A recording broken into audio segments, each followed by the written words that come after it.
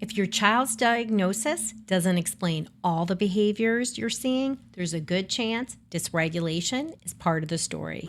Restlessness, big emotions, trouble following directions. These show up in ADHD and anxiety and mood disorders, but also in nervous system dysregulation. And that's why I always say a diagnosis is part of the puzzle. It helps to give us useful information, but it typically doesn't always tell us what to do.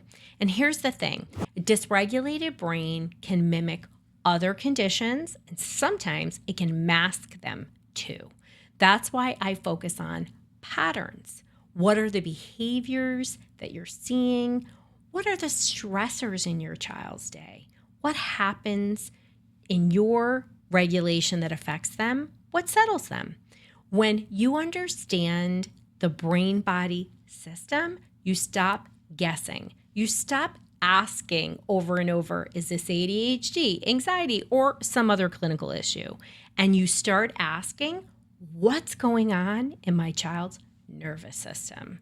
When we regulate first, then we become clearer about what is happening with our child, because our child can communicate and learn better.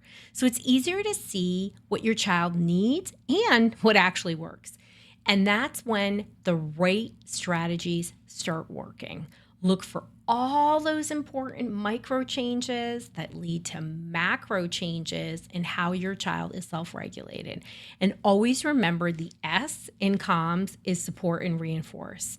So make sure you're shaping and, of course, reinforcing those behaviors you want to see in your kid. So do you want to stop feeling confused and finally get to the root causes of your child's behavior? I mean, what parent doesn't?